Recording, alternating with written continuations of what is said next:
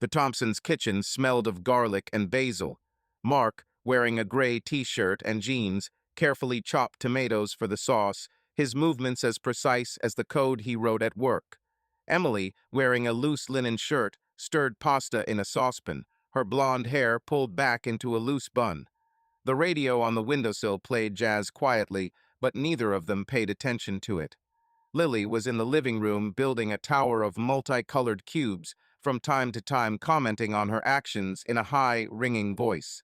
"Mom, look, this is a castle for a unicorn," Lily shouted, raising the cube above her head. Emily smiled without looking up from the pan. "Cool, honey. Where's the unicorn?" "He's on vacation." Lily giggled, and the cubes crashed to the floor. Mark glanced at Emily, expecting her to laugh, as usual, at her daughter's fantasies.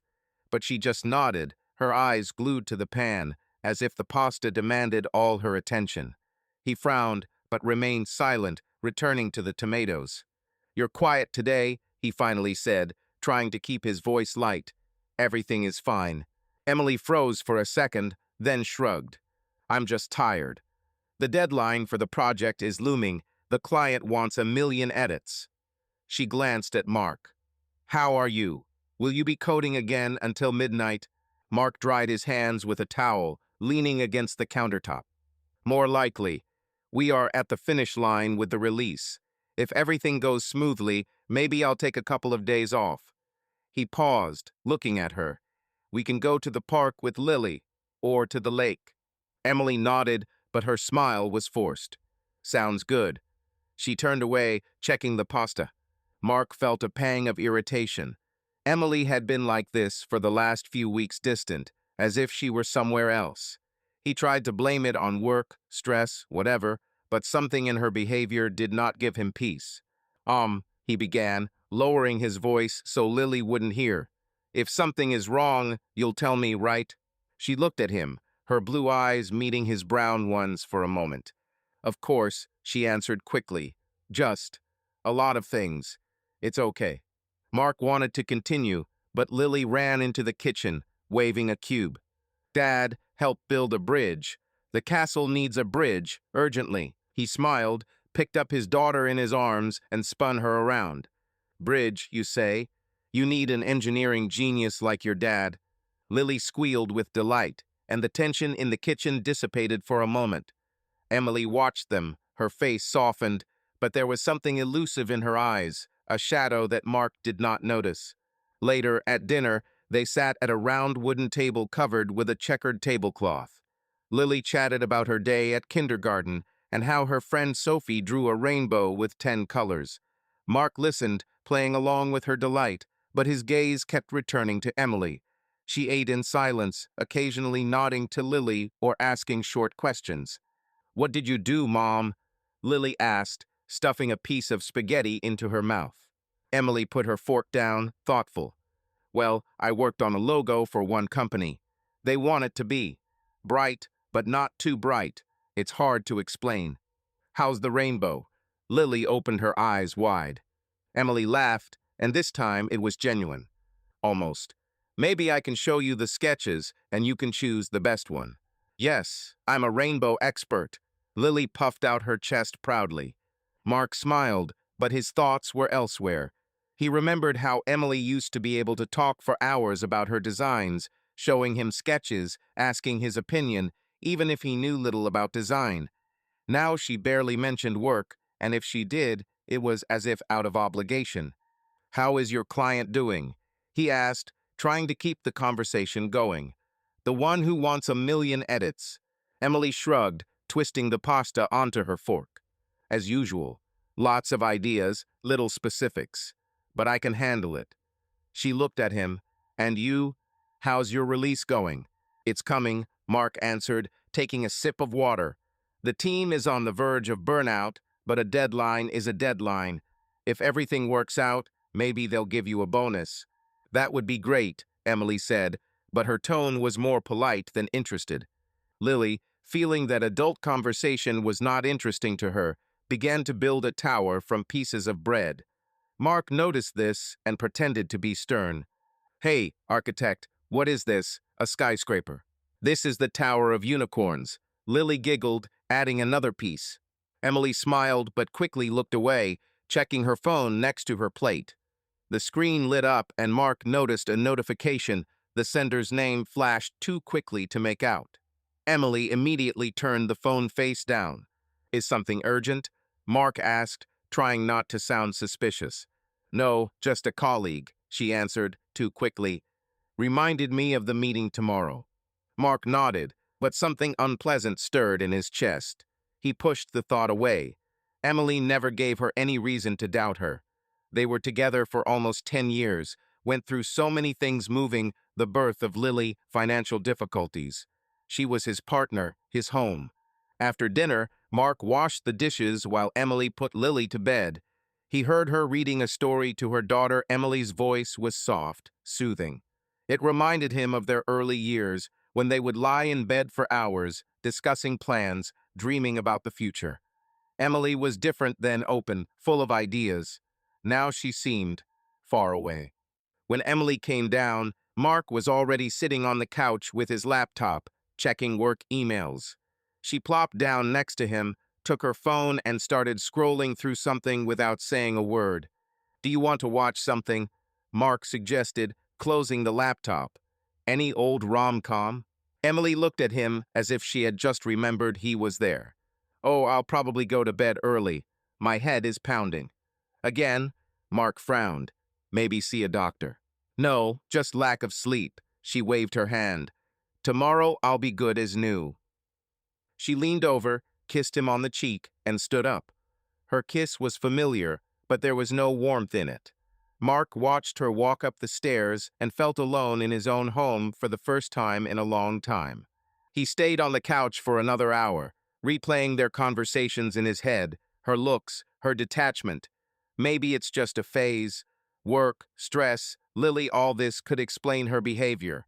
But something deep in his soul told him that this was not the whole truth. The living room was quiet except for the ticking clock on the wall. Lily's cubes lay scattered on the floor, reminding him of what he tried for the sake of his family, for the sake of their future. Mark stood up, collected the blocks into a box, and turned off the light. Tomorrow will be a new day. Maybe things will work out.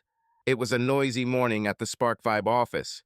Emily sat at her desk, surrounded by sketches and colorful sticky notes, her MacBook glowing with an open project, a logo for a new cafe. Variants of fonts flashed on the screen, but her gaze kept sliding to the window, where gray clouds were gathering over Seattle. She reached for coffee, but the mug was empty. Emily, are you alive? The voice of Macy's colleague, sitting across the table, pulled her out of her reverie. Macy, with bright pink streaks in her hair, chewed gum and flipped through her tablet. You've been staring at nothing for 3 minutes now. Emily blinked, forcing herself to smile. I'm just thinking. This logo is killing me. The client wants modern but cozy. What does this even mean? Macy chuckled, leaning back in her chair. This means that they themselves do not know what they want. Do something with a handwritten font, add a coffee tint, and you're done. It's easy for you to tell me. Emily shook her head, but her smile became a little more sincere. She appreciated Macy for her straightforwardness and ability to diffuse a situation. The office door slammed and Jake, the new designer hired a couple of weeks ago, walked into the room. Tall, with a short beard and a tattoo on his forearm, he exuded effortless confidence. In his hands, he held a tray of coffee from a nearby coffee shop. Lady, your savior has arrived, he announced, placing the tray on the table. A latte for Macy, an espresso for Tom, and, he paused theatrically, looking at Emily, a cinnamon cappuccino for our design star. Emily raised an eyebrow, but couldn't help but smile. Seriously, how do you know I like cinnamon? Jake shrugged, grinning. Call it intuition. Or I overheard you ordering coffee last week. Macy rolled her eyes, but her tone was playful. Jake, stop flirting with married women. Emily, don't fall for his cheap tricks. Emily laughed as she took her coffee. Don't worry, I'm resistant to charm. But her cheeks turned slightly pink, and she quickly turned to the screen to hide it. Jake plopped down on the chair nearby, sipping his coffee. So, what kind of crisis do we have? Logo for a cafe. Show me what you've done. Emily hesitated, but moved her laptop to show the sketches. Jake leaned closer, his shoulder almost touching hers, and began to comment. This one is too strict, but this one, there is a mood here, but the color is too bright. Try toning it down to terracotta. His comments were spot on, and Emily found herself liking his approach, confident without being arrogant. She nodded, making notes. Not bad. Maybe you're not completely useless. Oh, is that a compliment? Jake pressed his hand to his chest, pretending to be touched. I'll put it on my resume. Emily Thompson approved. They laughed, and Emily felt some of the tension in her shoulders release. For the first time that day, she wasn't thinking about deadlines, about Mark, about how tired she was of pretending that everything was fine. By 6 in the evening, the office was empty. Emily stayed behind to finish the edits, even though she knew Mark was waiting for her at home. She wrote him a message. I'm delayed, the client is pressing. Kiss Lily for me. The answer came a minute later. Okay, don't overdo it. Lily is already building a pillow castle. Emily smiled, but the smile quickly faded. She imagined Mark in their living room, surrounded by Lily's toys, his ever-present laptop on his lap. He was a good father, a reliable husband, but boring, predictable. Their life turned into a routine. Work, Lily, dinner, sleep.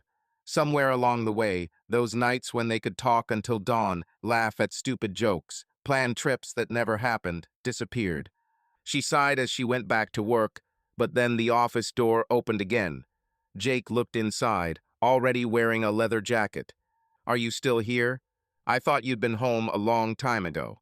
Emily shrugged, leaning back in her chair. The client wants the final version by morning.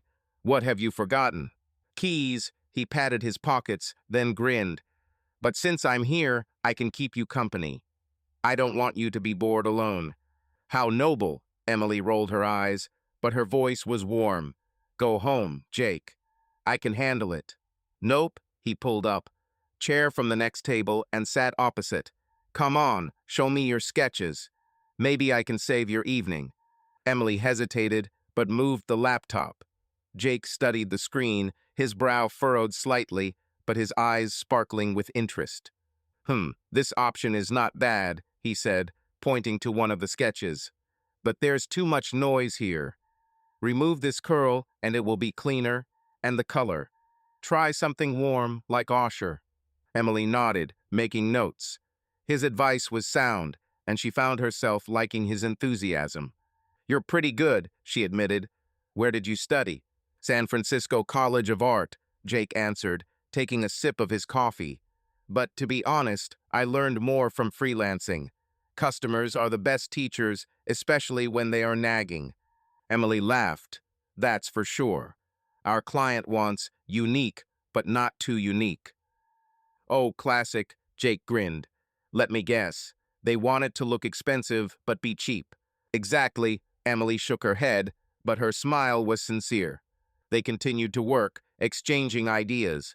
Jake was easy to talk to, didn't try to sound smarter than he was, and his energy was contagious. When Emily finally finished editing, it was almost 8. Well, hero of the day, Jake said, standing up.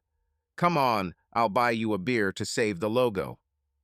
Emily hesitated. She needed to go home to Mark and Lily. But the idea of sitting in a bar, chatting about something other than work and family, suddenly seemed so tempting. I can't, she said, trying to sound firm. They're waiting at home. It's a pity, Jake shrugged, but his smile remained warm. Another time, Thompson. He left, and Emily was left to pack her things. Her phone blinked with a message from Mark.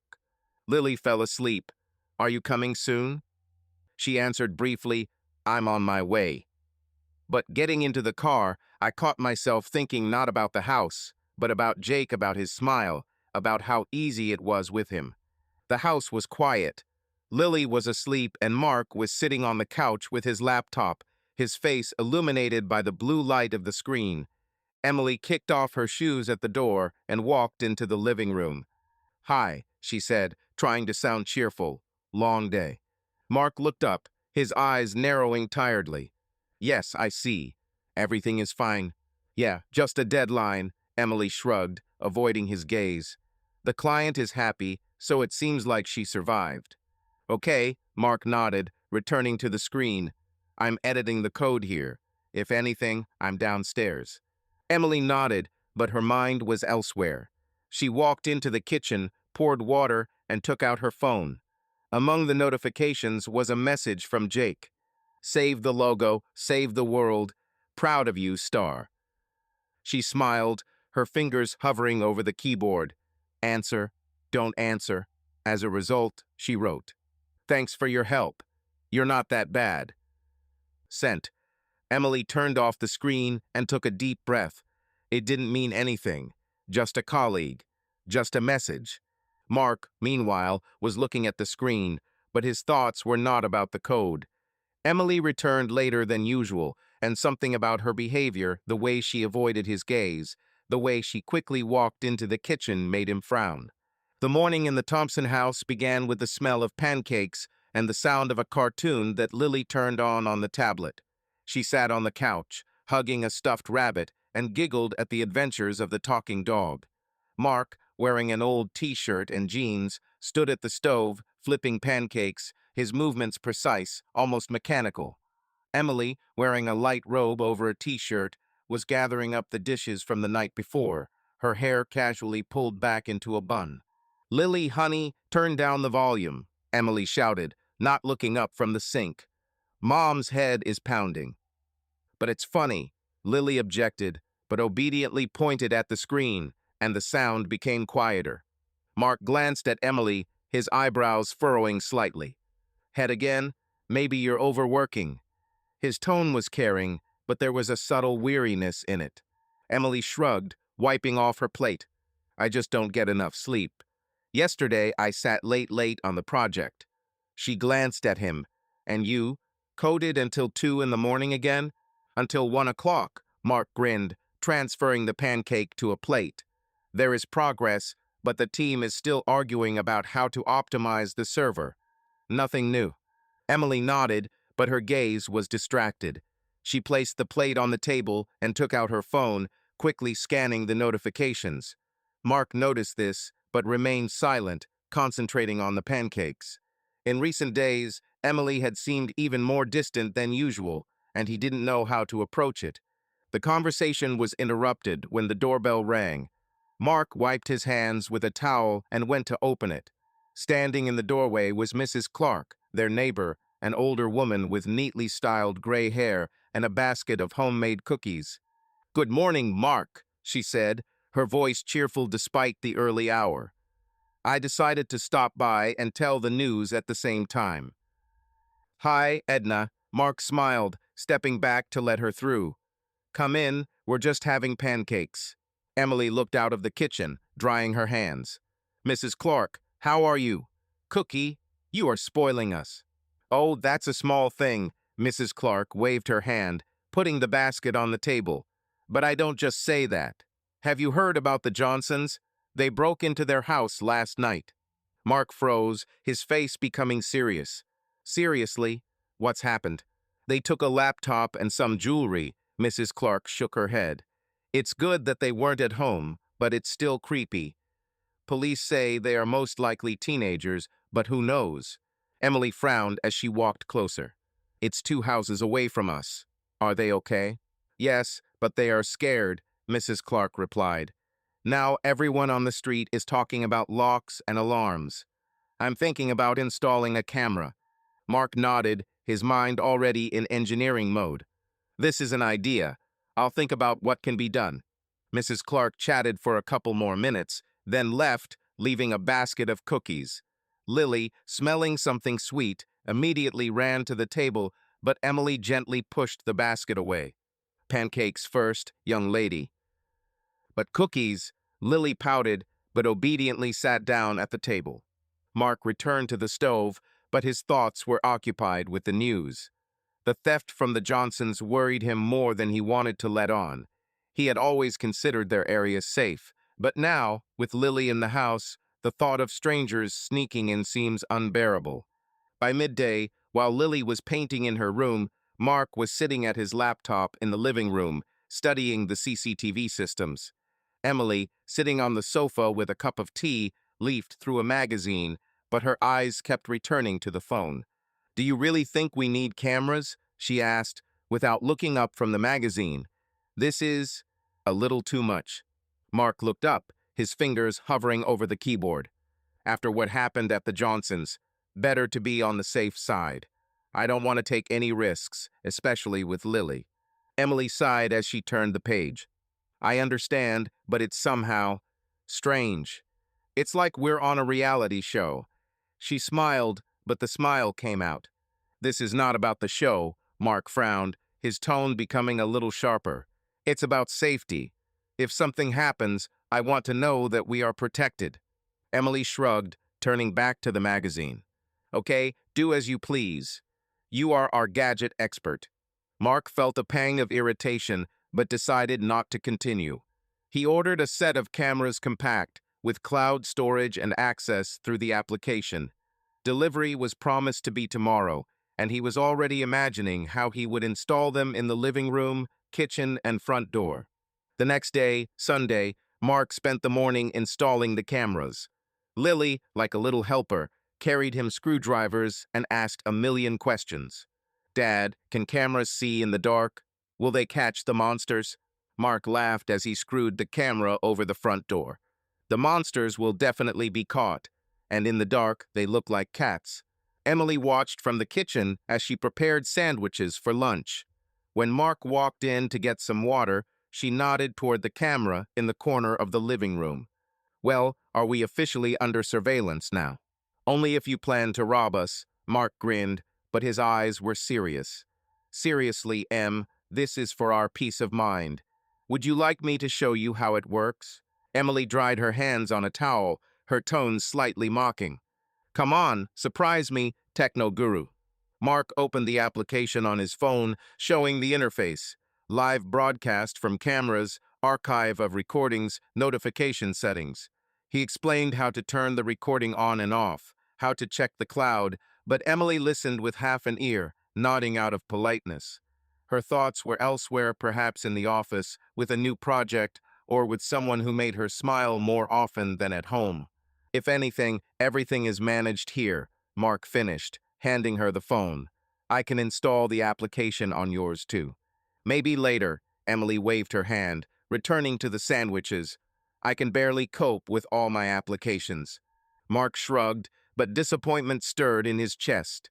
He wanted her to at least try to understand why this was important. But he pushed the thought away, reminding himself that Emily had never liked technology.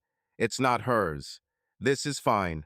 By evening, the cameras were installed, their small lenses quietly monitoring the living room, kitchen, and entrance.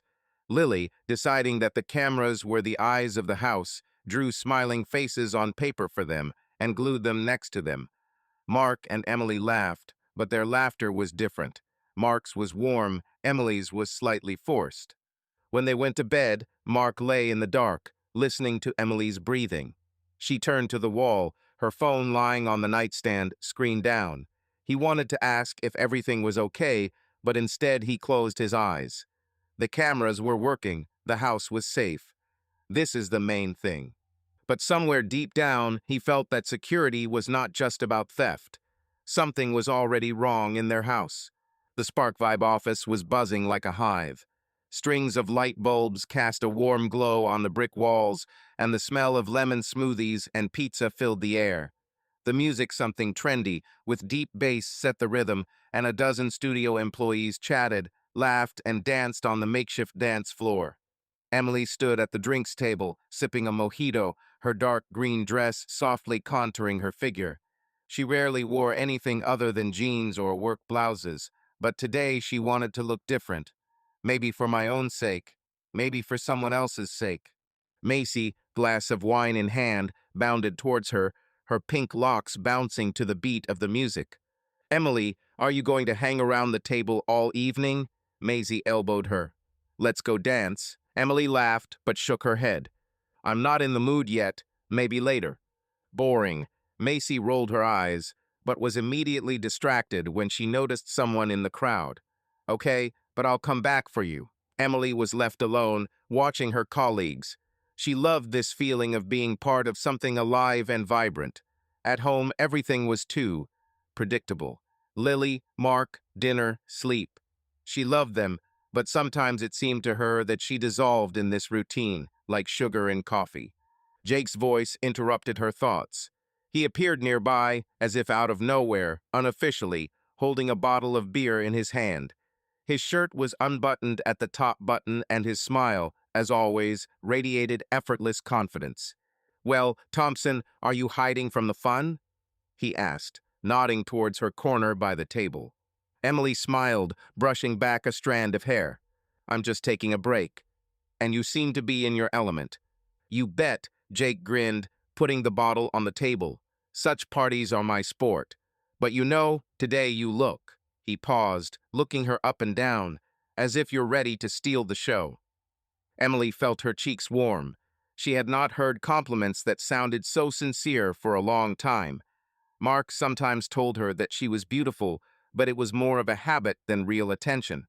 "Oh, stop it," she said, looking away, but her smile showed that she was pleased.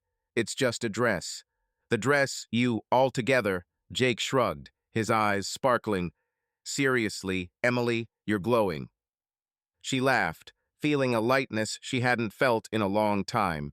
Jake had a way of speaking that made his words sound both playful and sincere. She sipped her mojito to hide her embarrassment. "Are you always like this?" she asked, narrowing her eyes.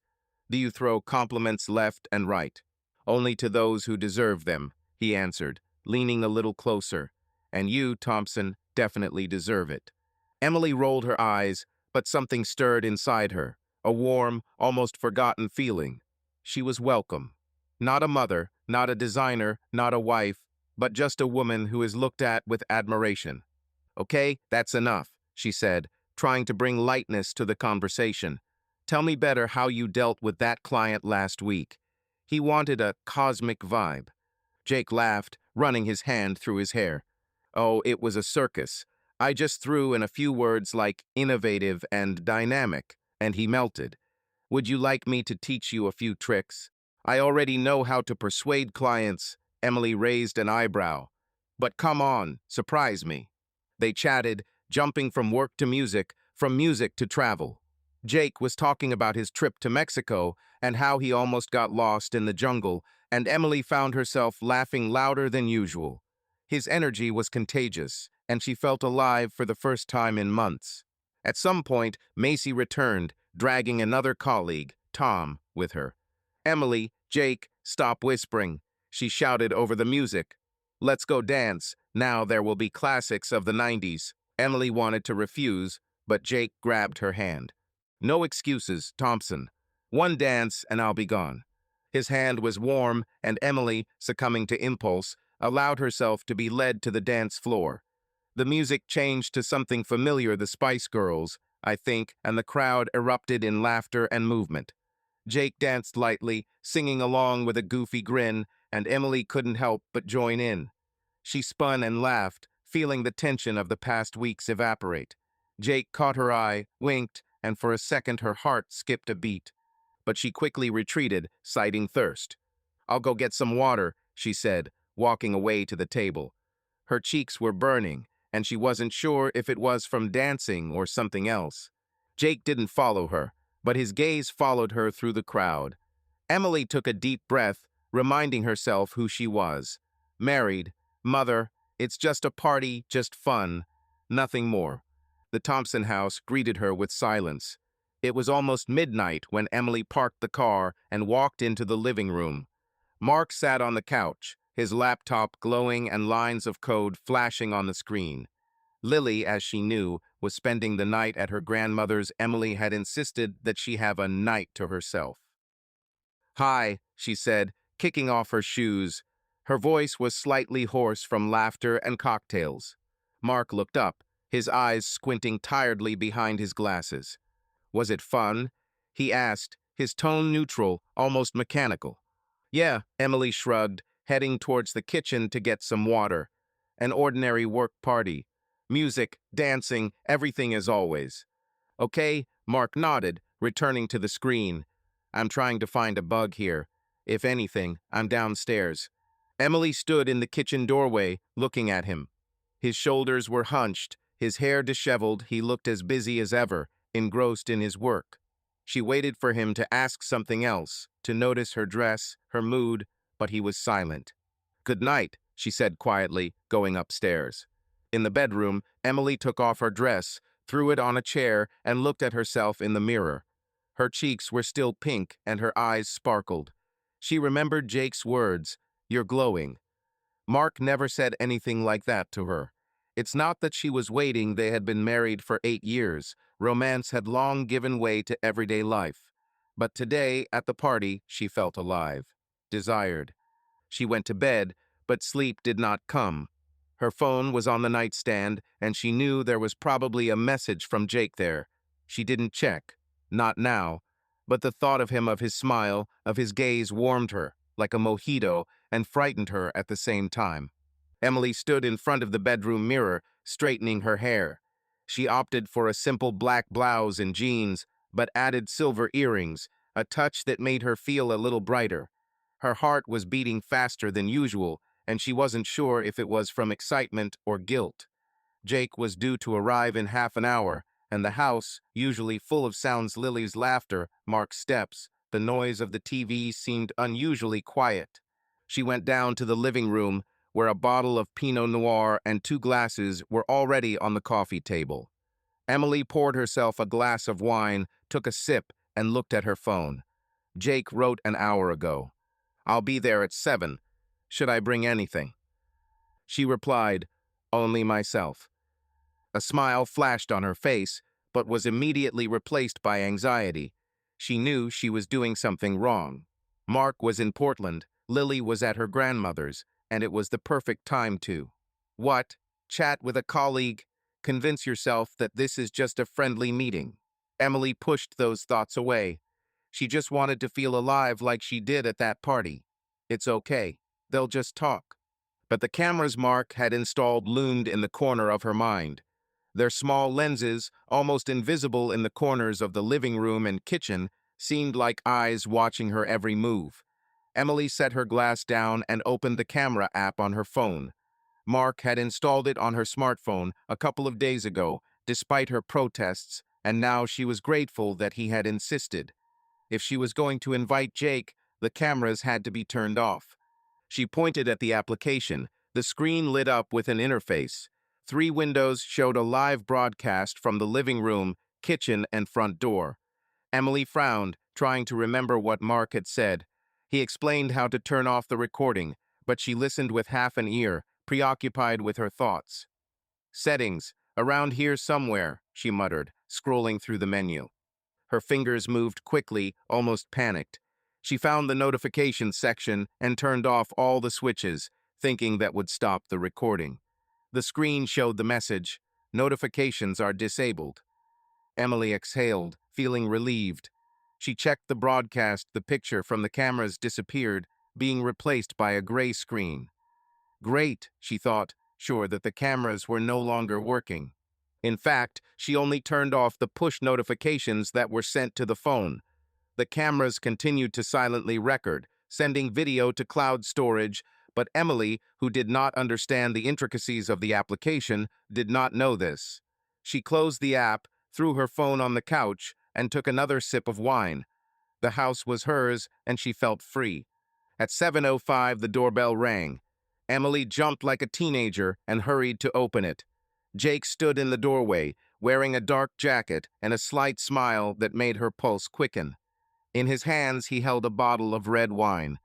"Hi, Thompson," he said, his voice warm and slightly hoarse. "I hope I'm not late."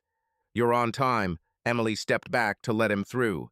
"Come in, we already have wine, but yours will also come in handy." Jake walked into the living room, looking around. Cool house, cozy. He noticed Lily's drawings on the wall and smiled. "Is your daughter an artist?" "Oh, yes," Emily laughed, closing the door. "Lily believes that unicorns should be in every masterpiece of hers." "I respect you." Jake nodded, putting the bottle on the table. Unicorns are serious. Emily poured him some wine, trying not to notice how close he was standing. They sat down on the sofa, and the conversation flowed easily, like at a party. Jake was talking about his latest project, how the client requested futuristic minimalism, and then asked for pink accents. Emily laughed, feeling the tension go away. "Are you always like this?" she asked, twirling the glass in her hands. "Easy, as if nothing worries you." Jake shrugged, his gaze lingering on her a little longer than necessary. "Life is too short to be busy, and you, Emily, seem to have forgotten how to relax." "Maybe so." She looked away, her voice becoming quieter. "In recent years, everything has somehow turned around. Work, home, Lily. Sometimes I don't know who I am." Jake leaned closer, his tone becoming more serious. "You're a damn talented designer, for starters. And, if I may, quite a tough woman." Emily felt a warmth in her chest. She wanted to laugh it off, but the words stuck. Instead, she smiled, and their eyes met. The moment lasted a second, but it was full of electricity. "You're dangerous, you know," she said, trying to regain the lightness. "Only if you give me a chance," Jake replied, grinning. Emily laughed, but her thoughts were confused. She knew she had to stop, tell him to leave. But instead, she poured more wine, and the conversation continued. The cameras, which she thought were turned off, silently recorded every gesture, every smile, every glance. Meanwhile, in Portland, Mark sat in a conference room listening to a talk about new security protocols in cloud systems. His laptop was open, but his mind was wandering. He wrote to Emily in the morning, asking how she was doing, but she answered briefly, "Everything is okay. Lily is at her mother's resting." Something in her tone or in his imagination seemed off. He pushed the thought away.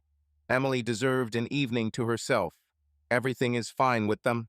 He didn't know that the camera app on his phone was silent because Emily had turned off notifications.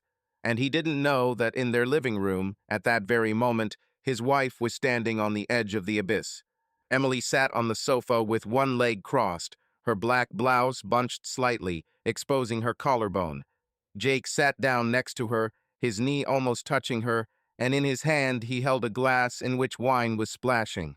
The music's soft jazz with a throaty saxophone provided a backdrop that made the silence between their words almost palpable.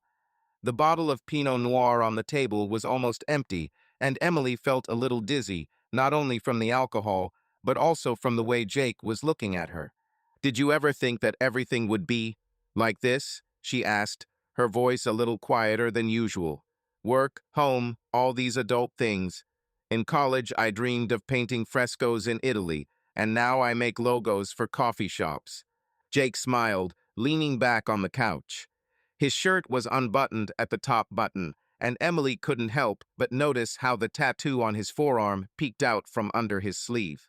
"Honestly, I thought I was going to travel the world with a backpack," he said, his eyes sparkling.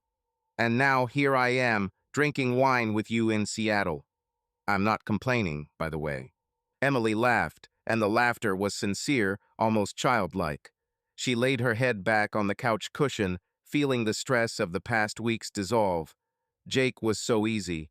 He didn't burden her with conversations about deadlines or responsibilities.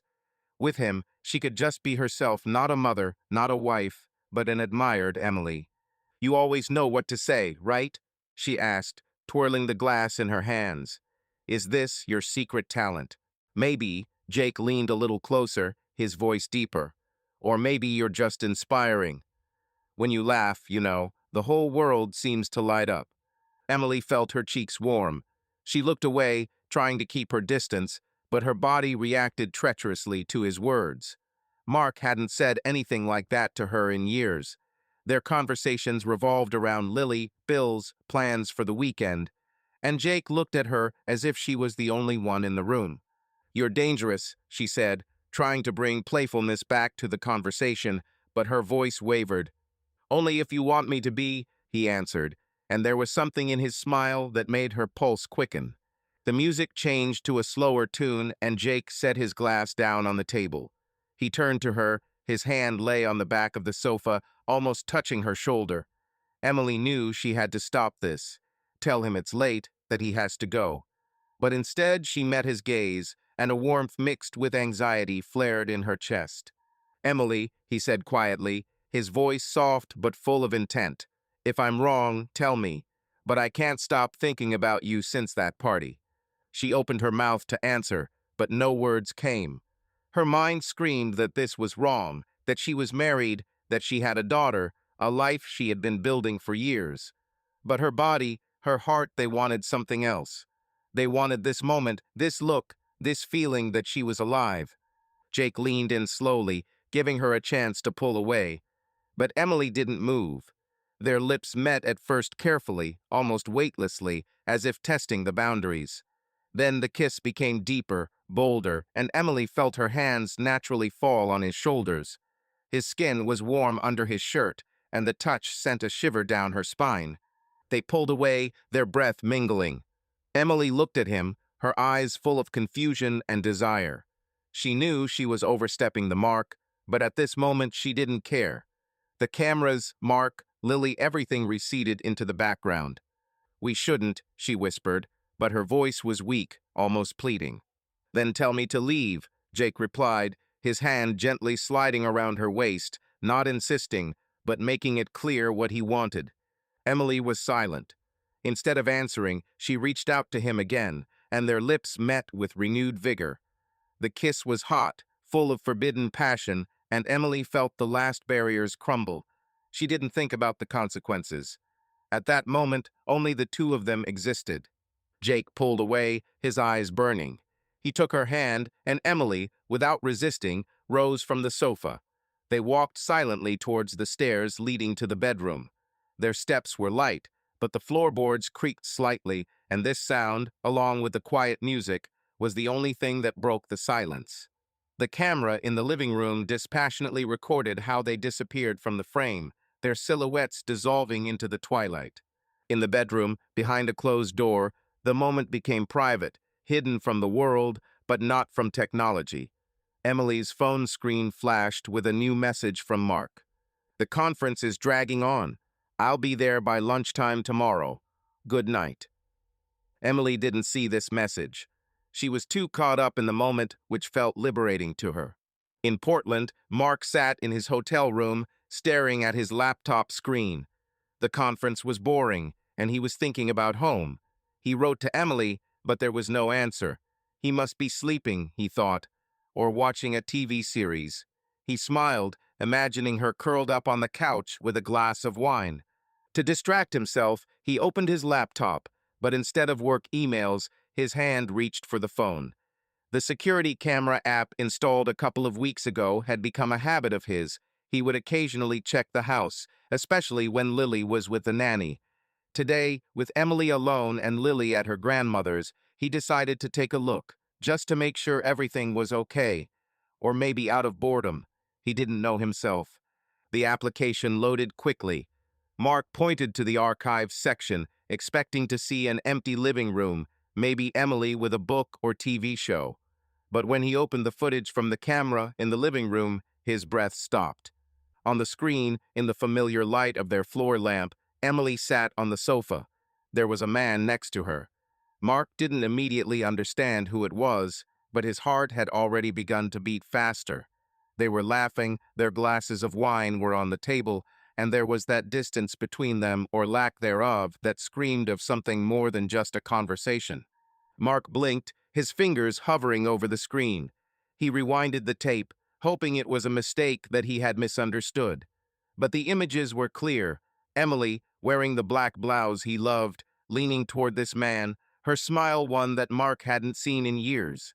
The man, tall, with a short beard and a tattoo on his forearm, looked at her as if she were the center of his world. "No," Mark muttered, his voice shaking. He zoomed in, trying to see the man's face. He didn't know him, but something in his manner, in the way he touched the back of the sofa, suggested that this was not a random guest. Mark fast-forwarded. His fingers moved mechanically, but everything inside was clenching. He saw how they talked, how Emily laughed, how their knees almost touched. And then a moment that struck him like lightning. They kissed. First carefully, then deeper, and Mark felt the blood rush to his temples. His hands shook and the phone almost fell out. "This can't be," he said out loud, his voice hoarse, almost alien. He rewinded and watched it again, and again. Each frame was like a knife cutting deeper.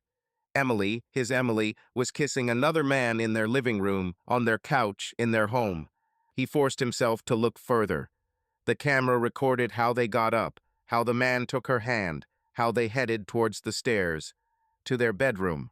Mark stopped recording, unable to continue. His breathing became ragged, and the room began to spin.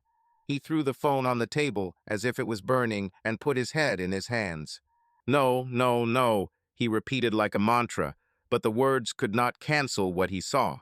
Mark stood up, walked to the window, pressed his forehead against the cold glass. The rain outside the window seemed to be a reflection of the chaos in his soul. He remembered their wedding Emily in a white dress, her laughter as they danced in the rain. I remembered how she kept Lily in the maternity hospital, how they chose this house, dreaming about the future. It all seemed like a lie now. He returned to the table, picked up his phone, and opened the app again. He needed to know. He switched to the camera in the kitchen, then to the front door, checking when the man arrived, when he left. The recording showed him entering at 7:05 p.m. with a bottle of wine in his hand. Mark froze, noticing how Emily smiled at him at the threshold, how her hand lingered on his shoulder. He checked the time the recording ended when they went upstairs, but the man still had not left the house. He's still there. Mark felt anger and pain mix in his chest. He wanted to call Emily, scream, and demand an explanation. But what will he say? "I saw you kissing him?" He imagined her voice, her excuses, and it only made the pain worse. Instead, he saved the recording, taking screenshots of key moments. His engineering mind, accustomed to logic, clung to facts, to evidence, because without them he was afraid of drowning in emotions. He sat in silence, looking at the phone. His world, so stable just an hour ago, collapsed. Emily, the woman he had loved for over 10 years, betrayed him. Mark closed the laptop, turned off the light, and lay down on the bed, but sleep did not come. He looked at the ceiling, replaying the images in his head. Mark entered the house quietly, placing his suitcase by the door. His face was pale, his eyes red from a sleepless night spent in the hotel, where he played the camera footage over and over again. He did not sleep, did not eat, only drank water to drown out the nausea.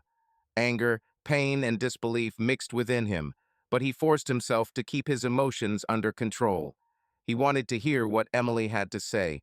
I wanted to give her a chance, although deep down I knew that there was no chance anymore. Emily was in the kitchen, standing at the stove. She was frying eggs, her hair was pulled back into a loose ponytail, and she was wearing Mark's old t-shirt, an irony that only added to his pain.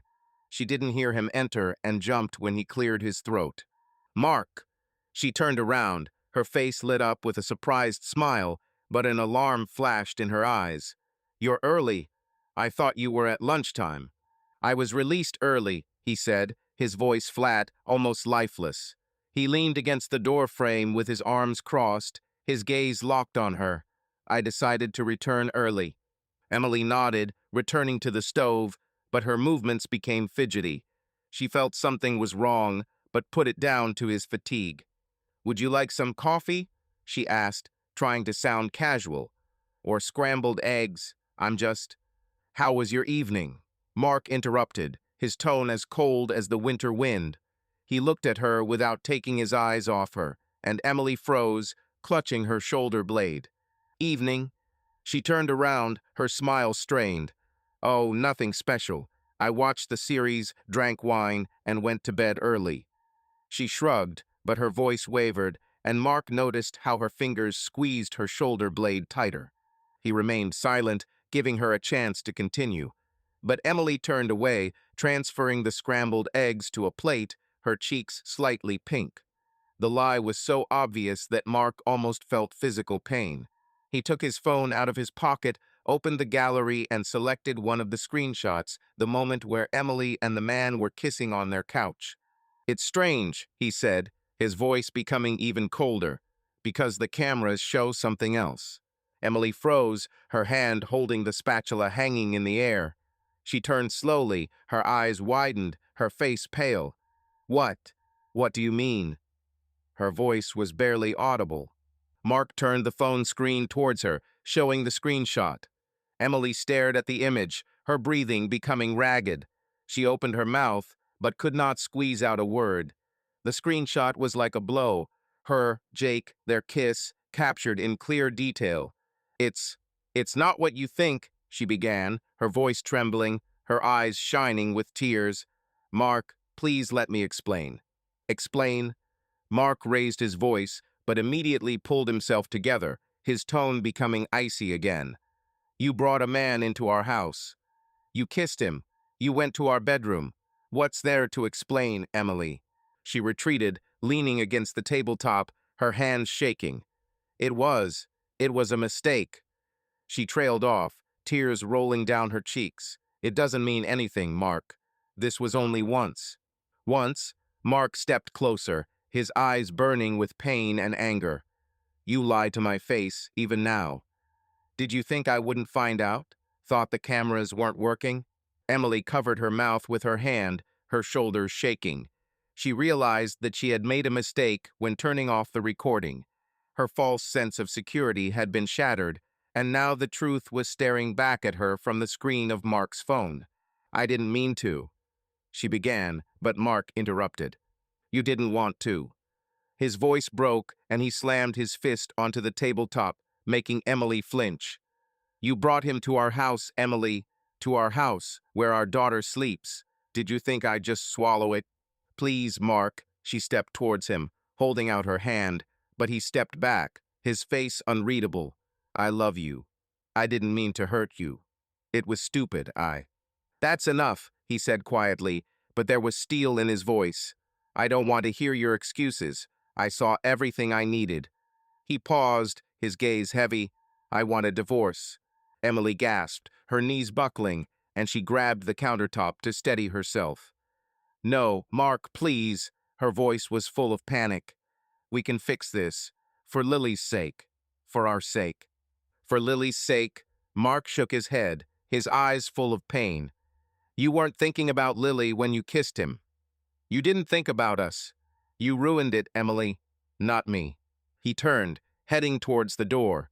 Emily rushed after him, grabbing his hand. Mark, wait. We can go to a therapist. We can. Let go, he said, pulling his hand away. His voice was quiet but full of determination. Not now. He grabbed the keys and walked out, slamming the door. Emily was left standing in the middle of the kitchen, her face wet with tears. The scrambled eggs on the stove began to burn, the smell of smoke mixed with her sobs. She sank to the floor, hugging her knees, and cried louder, realizing that she had just lost everything. Mark was sitting in his car, parked a few blocks from the Thompson house.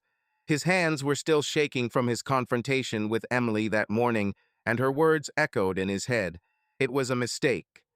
He didn't return home after slamming the door. He couldn't. Instead, he drove to nowhere, just so as not to see her face, not to hear her excuses. Now, sitting in the silence of the car, he felt the anger and pain give way to numbness. His world, so stable just yesterday, has turned into ruins. He took out his phone, opened the browser, and, obeying an impulse, typed Reddit. He heard about the community from a colleague who once mentioned that he found support there after a divorce. Mark had never been active on social media, but now he needed to speak out, even if it was to strangers. He created an anonymous account under the nickname Broken Code 425 and began writing. Title: Caught my wife with someone else through CCTV cameras.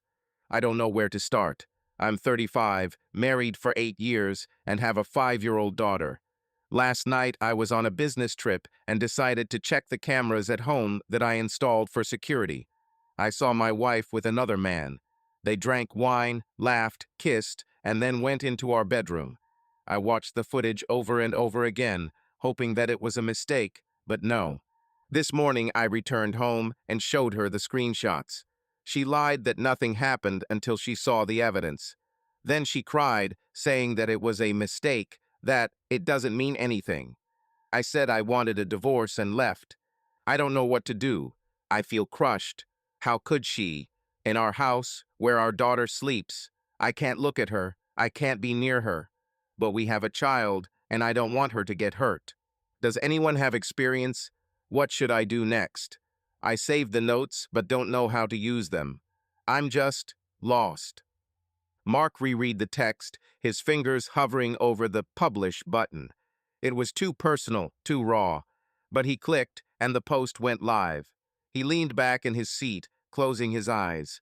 He needed someone to tell him that he wasn't going crazy, that he wasn't alone. A few minutes later, he refreshed the page. The first comments began to appear, and their number grew every minute. Stronger Thanthus 22. Dude, this is hell. I'm so sorry you saw this. You did the right thing by leaving. First, get a lawyer. Save all the records. They'll be useful to you in court, especially if it comes to custody. Hope after hell. I went through this 2 years ago. It hurts, but you are stronger than you think. Don't talk to her without a lawyer. She will try to manipulate. And find a therapist. You will need to talk it out. Betrayed and broken. Your story is like mine, only I found out through messages. The cameras are tough, but they give you the truth. Save the screenshots, back them up to the cloud. And don't go back to it until you're ready. You deserve better. Mark Reed, his throat tightening. Strangers scattered around the world understood his pain better than he expected.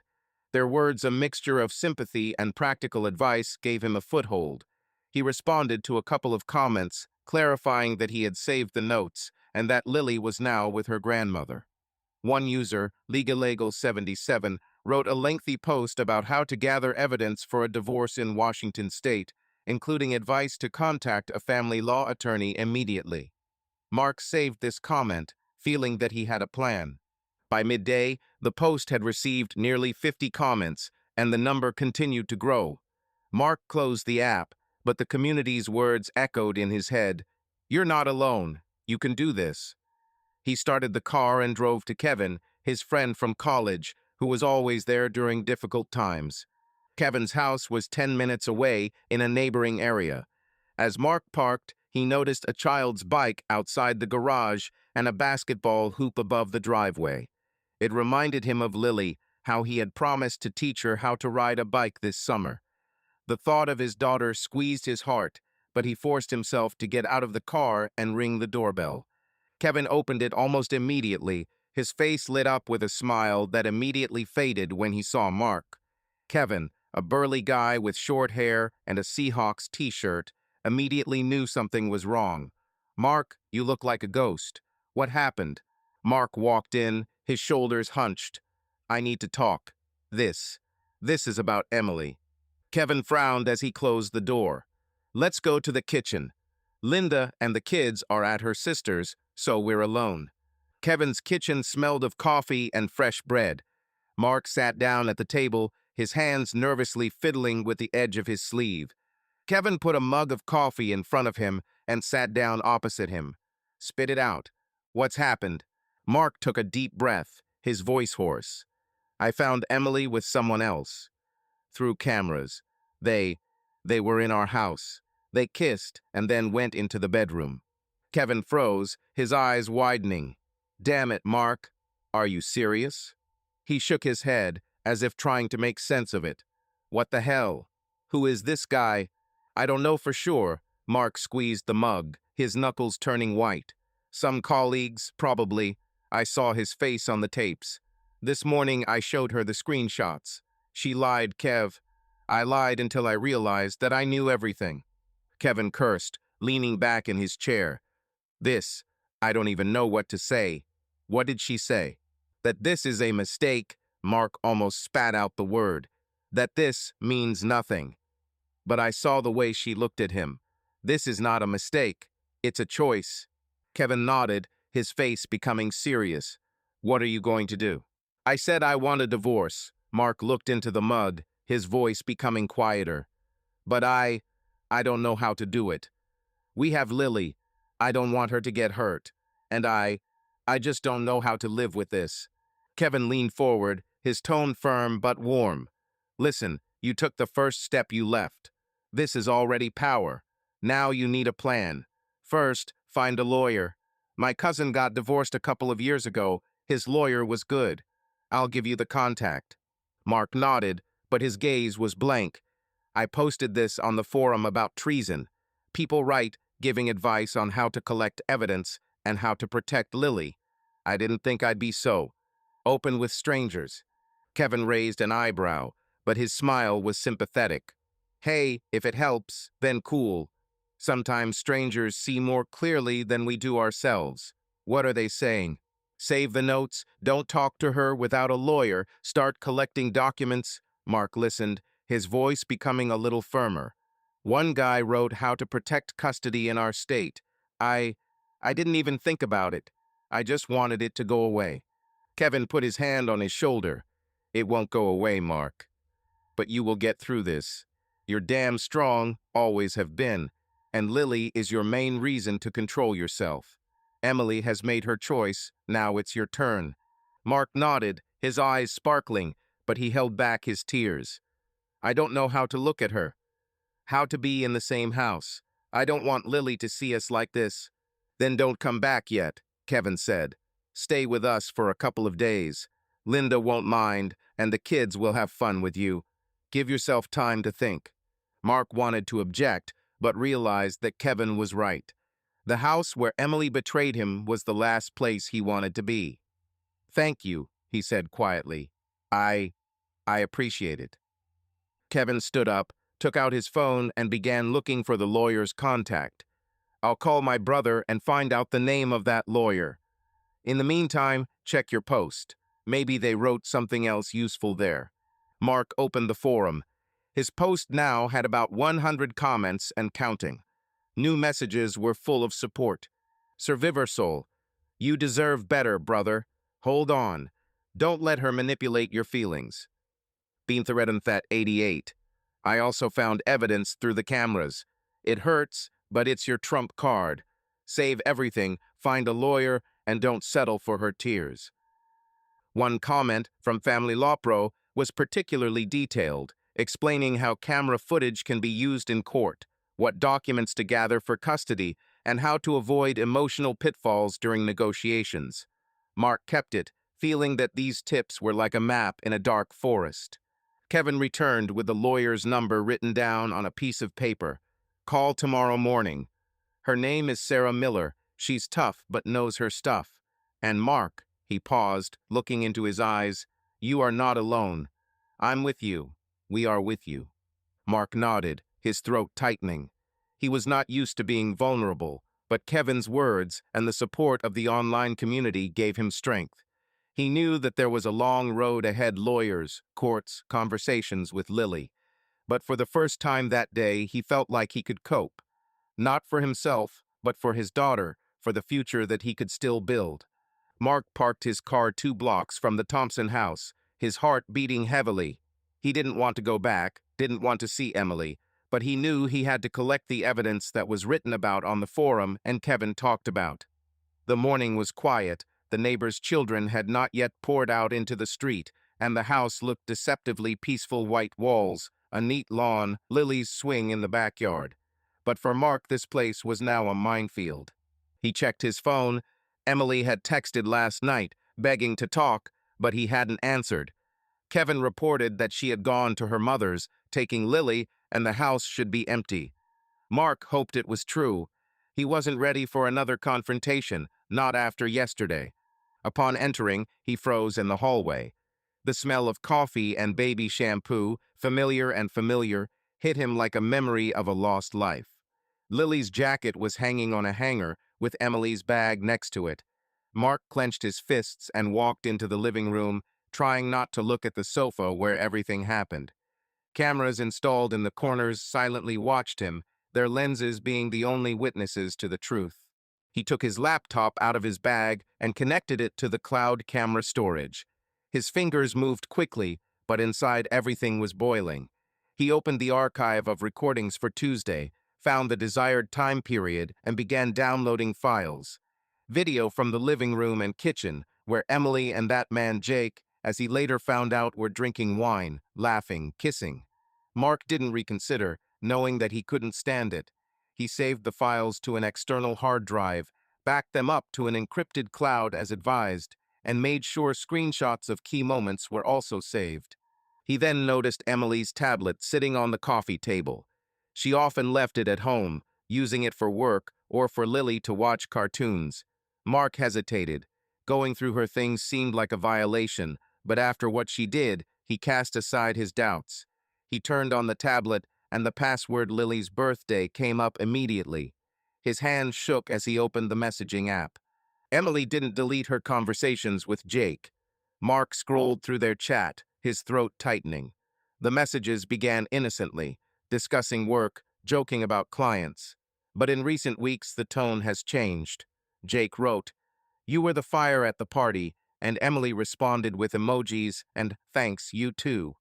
Later he wrote, "I can't stop thinking about you," and she replied, "You make my day." The last message sent on Tuesday morning was from Jake. "Tonight, can't wait." Mark felt his anger flare again. It wasn't a mistake, as she tried to make it out to be. It was a deliberate choice that lasted weeks. He took screenshots of the correspondence, saved them to disk, and sent them to his email. Each click was like a hammer blow, sealing the end of their marriage.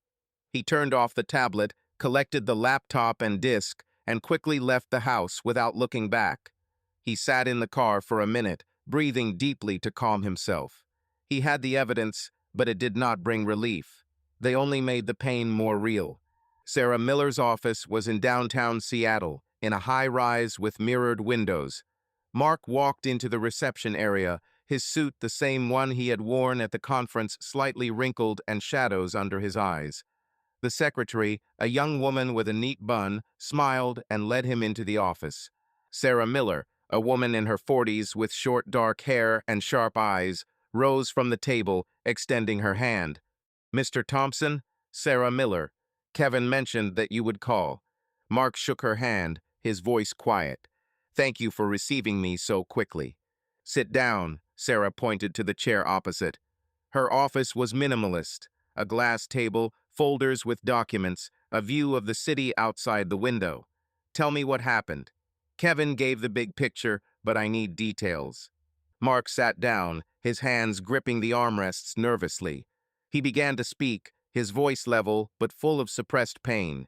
He talked about the cameras, about seeing Emily with Jake, about her lies, about the confrontation.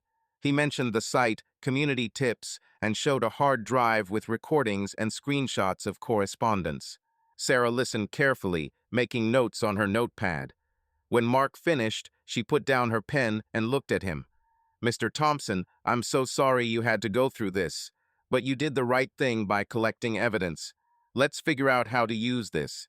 She took the drive, plugged it into her laptop, and looked at a few screenshots. Her face remained neutral, but Mark noticed how she nodded, as if appraising. "Video recordings and correspondence are strong evidence," she said. "Washington is a no-fault divorce state, but evidence of infidelity may affect the division of property and custody if we prove that your wife's behavior endangered the interests of the child." "Threatened?" Mark frowned. "Emily loves Lily. She's a good mother, even after this." Sarah looked up, her tone professional but soft. "I understand that this is difficult, but you mentioned that she brought a stranger to the house where your daughter usually is. This can be presented as irresponsible behavior. The courts look first and foremost at the welfare of the child, and we can use this to strengthen your custody case." Mark nodded, his thoughts confused. He didn't want to take Lily away from Emily, but the thought that she had brought Jake into their home, into a place where Lily should feel safe, still burned within him. "I want joint custody," he said, "but I don't want Lily in a house where this could happen again." "That makes sense," Sarah made a note. "We will start by filing a divorce petition and requesting temporary custody. Camera footage and correspondence will help show that you are acting in your daughter's best interests." "You also mentioned that you stored everything in the cloud." "Yes." Mark took out his phone and showed the encrypted storage. and I have a copy on disk. I... I wanted to make sure nothing went missing. Great, Sarah nodded. It shows your forethought. I will ask you to provide access to the original records for authentication. We will also request financial documents to begin dividing the property.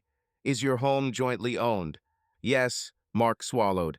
The mortgage is almost paid off. I... I don't know if I want to live there after everything.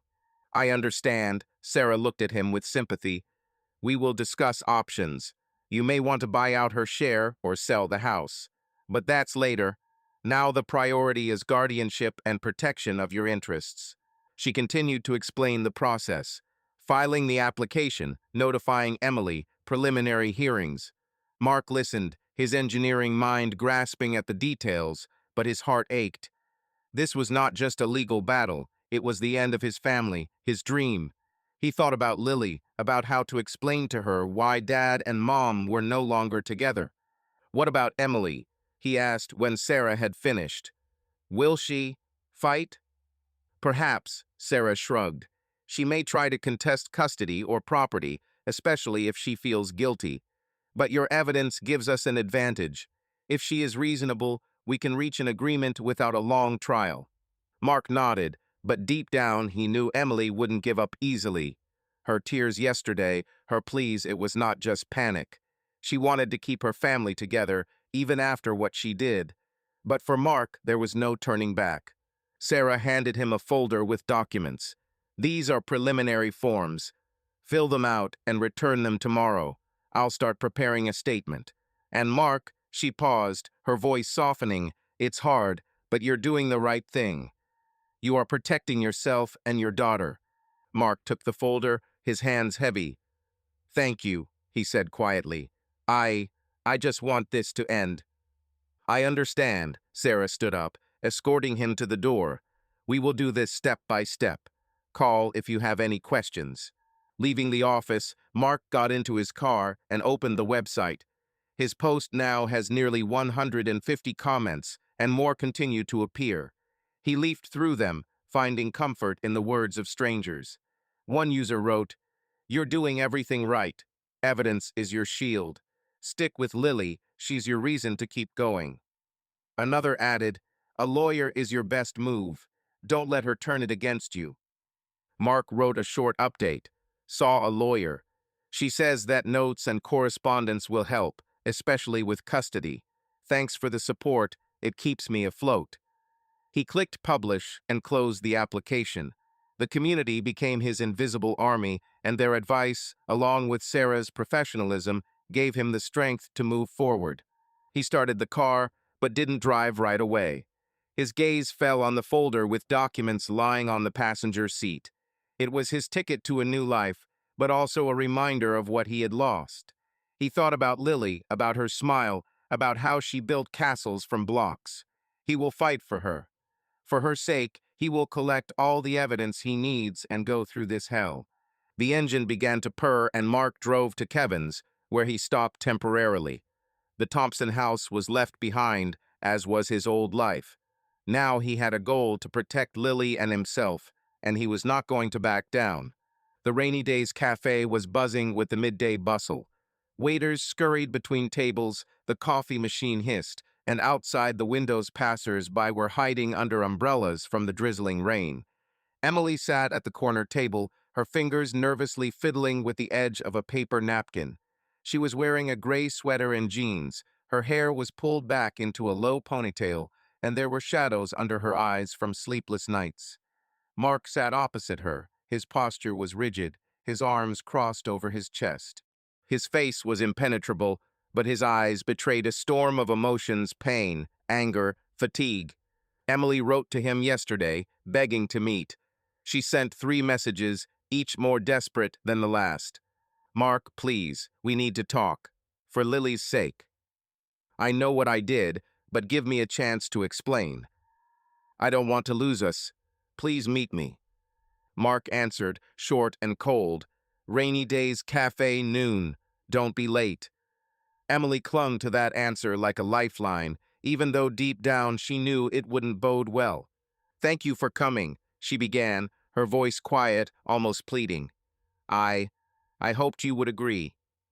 Mark looked at her, his gaze heavy. I'm not here for you, Emily. I'm here to figure out what we should do with Lily. Say what you want. Emily swallowed, her fingers gripping the napkin tighter. She expected his coldness, but she still wasn't prepared for how much it hurt. I want to apologize, she said, her eyes sparkling. For everything. For what you did, for what you lied about. I was an idiot, Mark.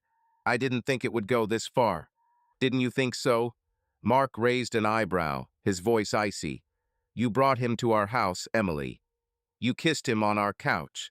You thought the cameras were off. It's not, I didn't think.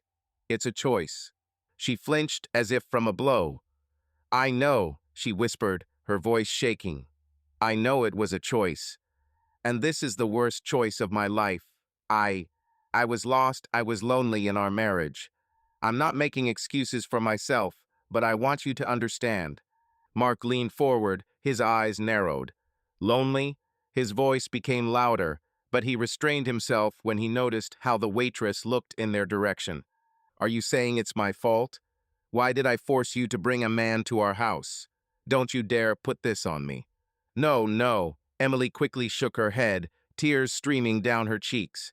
It's not your fault. This is mine. I was weak and stupid. Jake, he was just. The attention I was missing. But that doesn't mean anything. I love you, Mark. I've always loved you. Mark turned away, his jaw clenching. Her words, I love you, were like a knife stabbing into an old wound. He remembered her saying this before, in their early years, when they lay in bed planning the future. Now these words sounded empty, poisoned by her action. Love doesn't do what you did, he said quietly, his voice full of pain. You destroyed us, Emily.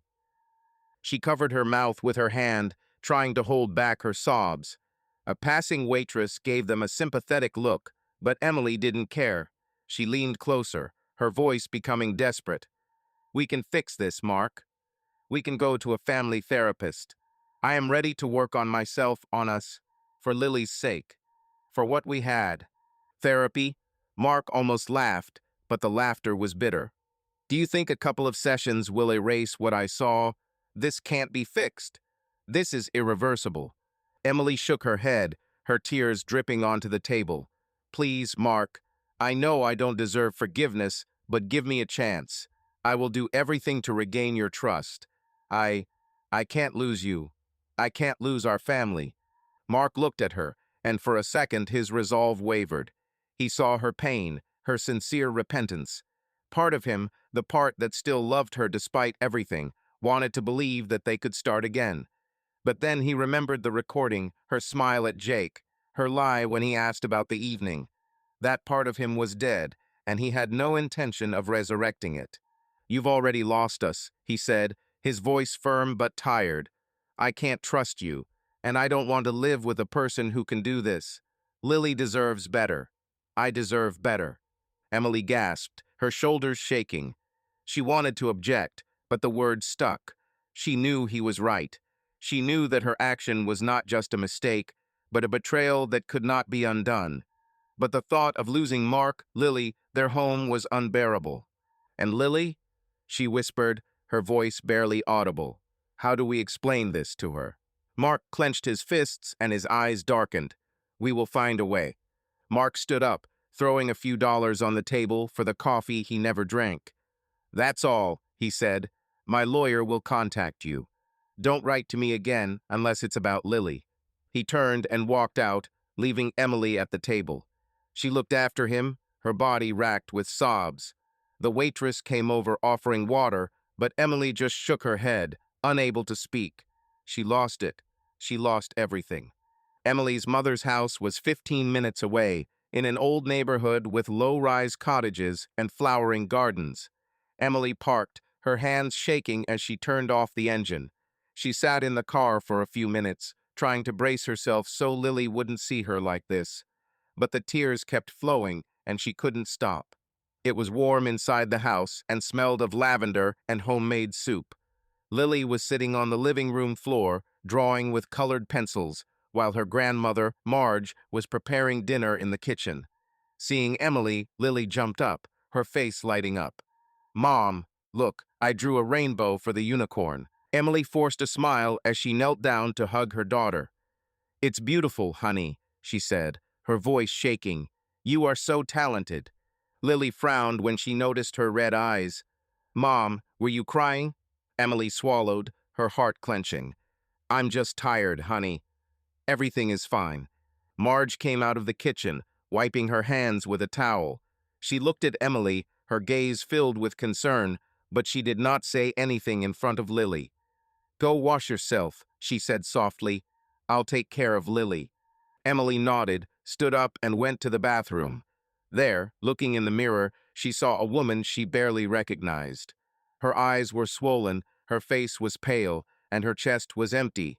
She turned on the water and splashed it on her face, but it didn't help. Memories of the conversation with Mark, his cold voice, his words, "This is irreversible," were spinning in my head like a broken record. She returned to the living room, where Lily was already telling her grandmother about her drawing. Emily sat down on the sofa, her hands lying limply in her lap. Marge, having sat Lily down with a cartoon, sat down next to her. "What's happened?" she asked quietly. Emily looked at her mother, her lips trembling. "I ruined everything, Mom. Mark, he won't forgive me. He wants a divorce."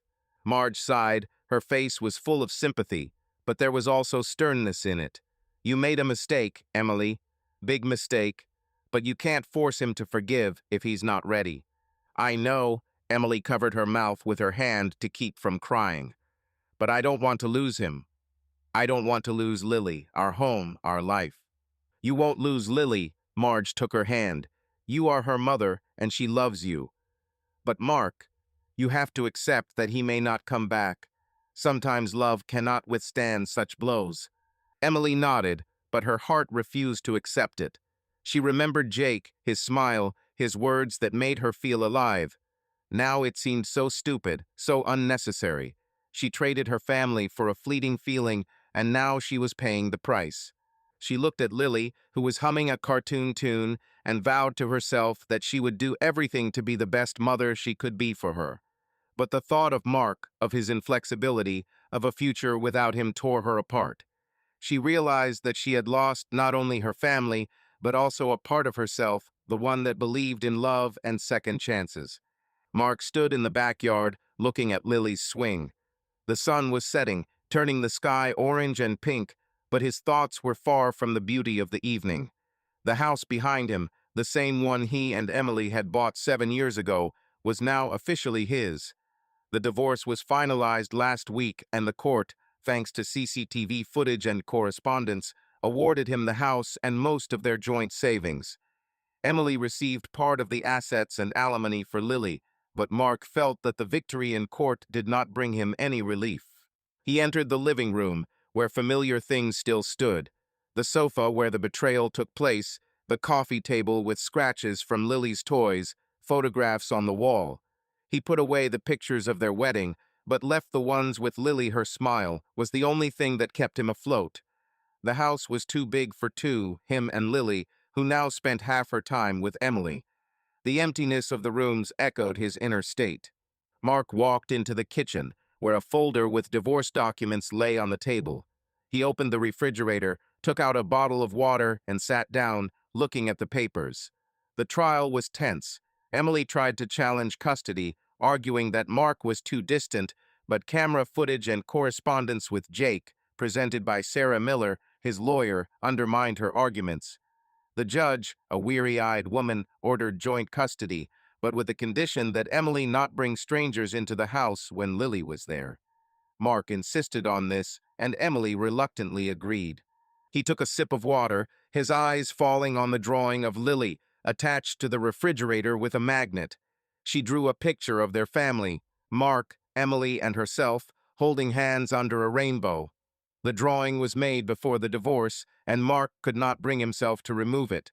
Lily didn't yet understand why Mom and Dad lived separately, but her questions were, "Why don't you sleep with Mom?"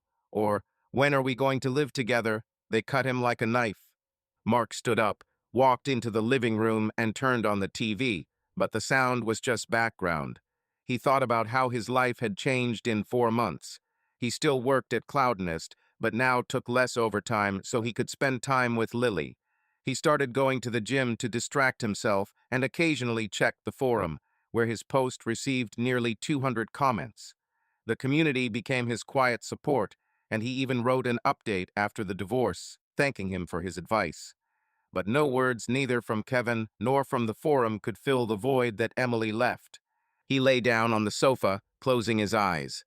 Tomorrow Lily would be back from Emily's, and he was already planning to take her to the park, maybe ride her bike. These moments with his daughter were his anchor, but when she left, the house became unbearably quiet. He thought about selling the house, but the thought of leaving the place where Lily grew up scared him. This was his home, his fortress, even if it was now full of ghosts. Emily sat on the narrow sofa in her new apartment, looking out the window. Downtown Seattle was noisy behind the glass. Cars, passers-by, cafe lights. Her apartment on the 6th floor was small, a living room combined with a kitchen, a tiny bedroom, and a corner for Lily, where there were her toys and a folding bed. The walls were bare except for one drawing of Lily taped on. Emily wanted to hang her old sketches, but every time she took them on, she felt that she did not deserve beauty. The divorce ended, leaving her with some of her savings, alimony, and the feeling that she had lost everything that mattered. She moved here a month ago after Mark got the house. The court hearing was humiliating. Mark's lawyer, Sarah Miller, presented CCTV footage and correspondence with Jake, and Emily couldn't look the judge in the eyes, knowing her betrayal was on full display. She tried to fight for the house for Lily, but the evidence was irrefutable, and her own lawyer advised her to agree to a compromise. Emily picked up her phone, opened the gallery, and scrolled through old photos. Her and Mark on the beach, Lily in her first Halloween costume, their family picnic in the park. She stopped at the picture of Mark holding Lily on his shoulders and her laughing, hugging him. Emily closed her eyes, her throat tightening. She ruined it. Not Mark, not the circumstances, she. Jake disappeared from her life almost immediately after Mark discovered the truth. She wrote to him, begging him to explain, but he replied curtly, "Sorry, Emily, I don't want any problems." His words were like a slap in the face, but she couldn't blame him. He was a passing fancy, an illusion of freedom, and she paid for him with her family. Now, sitting in this empty apartment, she felt further from freedom than ever. Lily was with her 2 days ago, and Emily tried to make these days special. They baked cupcakes, drew, and watched cartoons. But Lily asked questions. "Why aren't we in our house? Is Daddy mad at you?" Emily answered evasively, saying that Mom and Dad now live separately, but love her just as much. Lily nodded, but her eyes, the same blue as Emily's, were full of childish anxiety. Emily stood up, walked into the kitchen, and poured herself some water. Her gaze fell on the stack of papers on the table: bills, a lease, a custody schedule. She worked at SparkVibe, but took on fewer projects so she could spend time with Lily.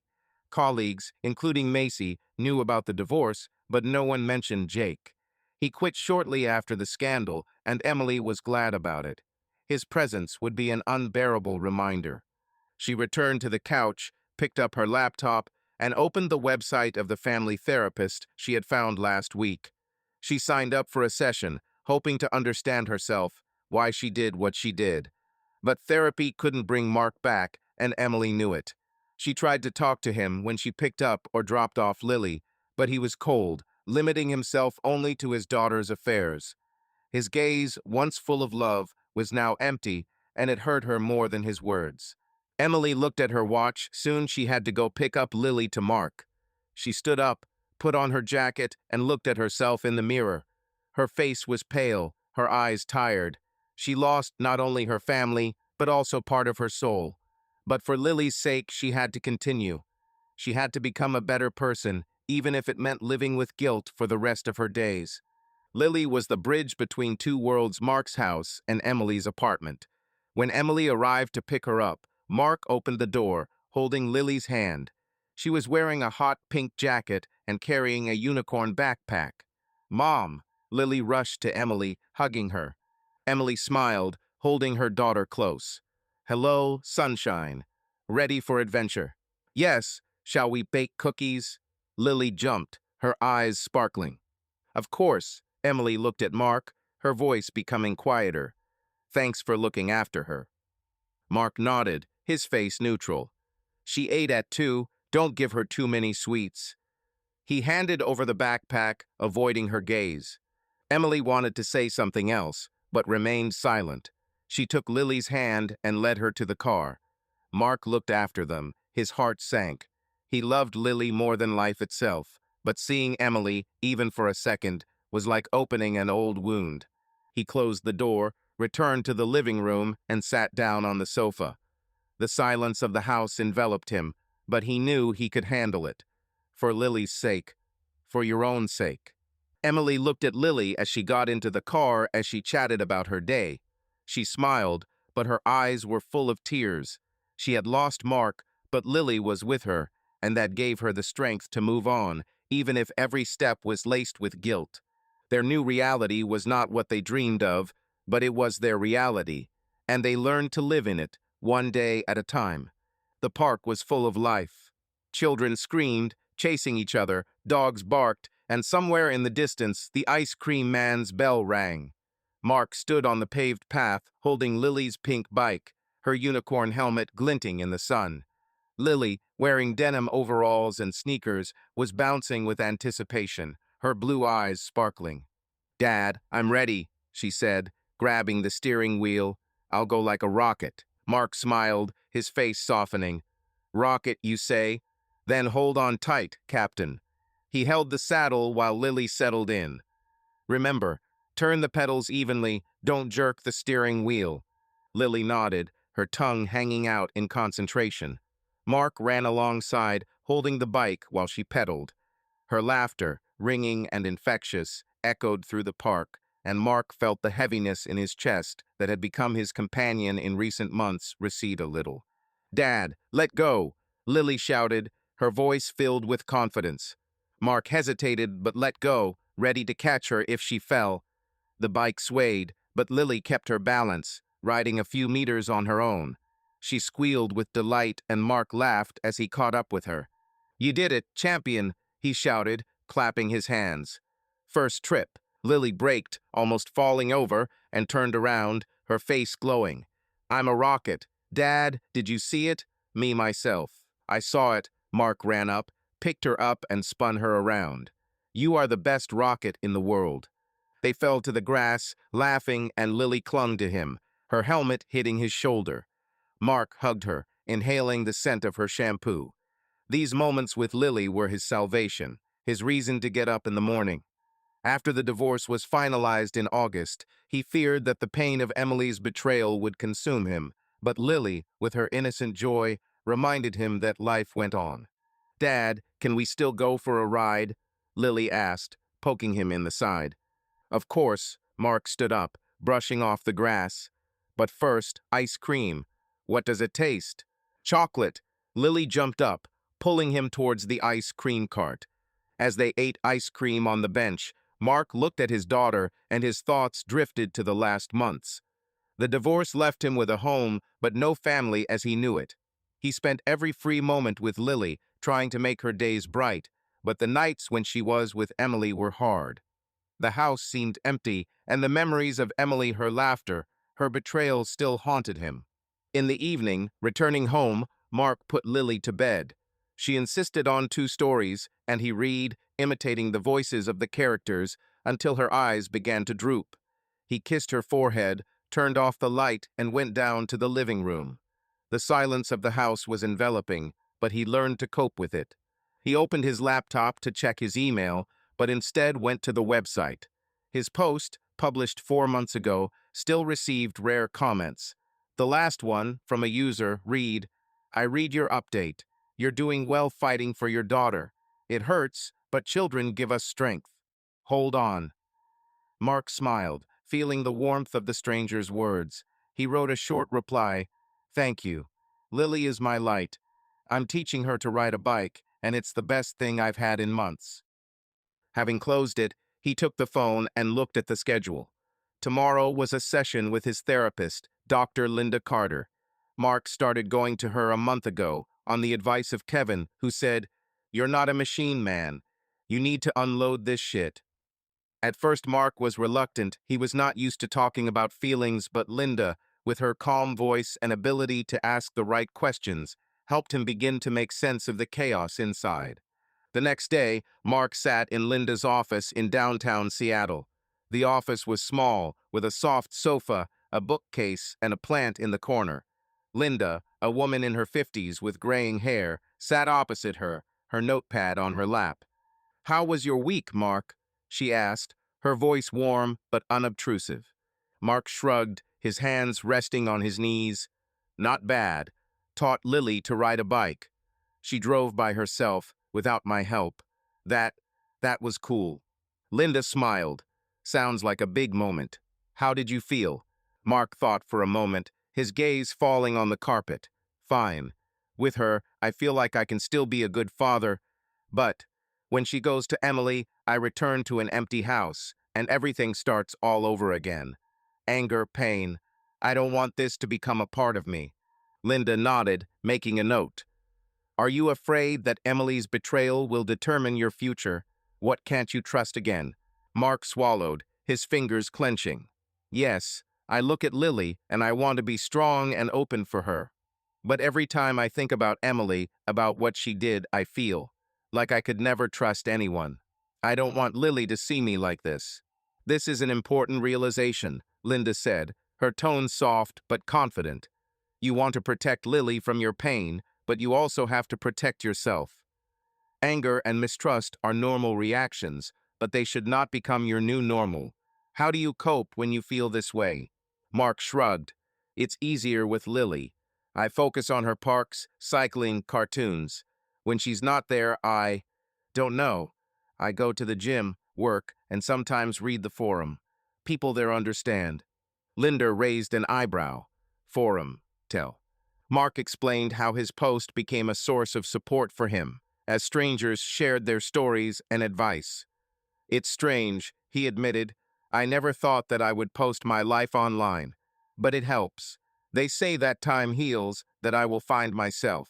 I want to believe." "It's not strange," Linda smiled. "You have found a community that understands your pain. This is part of healing, but it is also important to work on yourself here in the real world. What would you like for yourself in a year?" Mark thought, his gaze became distant. "I want to be happy. Not for show, but for real. I want Lily to see me strong, but not closed. Maybe even, I don't know, meet someone. But I'm not ready. Not yet." "And that's okay," Linda nodded. "Healing is a process, Mark. You take steps, even if they are small. Lily is your compass, but don't forget about yourself." The session ended and Mark left the office with a slight sense of hope. Linda didn't give magical solutions, but her questions forced him to think, to look for a way forward. Returning home, Mark prepared dinner macaroni and cheese, Lily's favorite dish. She arrived in the evening, brought by Emily, and ran into the house waving a new drawing. "Dad, it's us on the bike," she shouted, showing a sheet with bright strokes. Mark smiled as he pinned the drawing to the refrigerator. "Cool, artist. Shall we go again tomorrow?" "Yes." Lily hugged him, and Mark felt his heart fill with warmth. When Emily left, saying a short goodbye, Mark sat down with Lily at the table. They ate, chatting about her day, and Mark realized that these moments were his foundation. He still struggled with the pain, with the emptiness of home, but Lily was his light. Therapy helped him understand himself, but Lily gave him purpose. He looked at his daughter, who was building a macaroni tower, and promised himself that he would not let Emily's betrayal define his life. He would grow, learn, trust again for Lily and for himself. Subscribe to our channel so that your love doesn't cheat on you, and go ahead and listen to the next story, because this story is nothing compared to the next one. If you're under 18, don't even think click to the next one.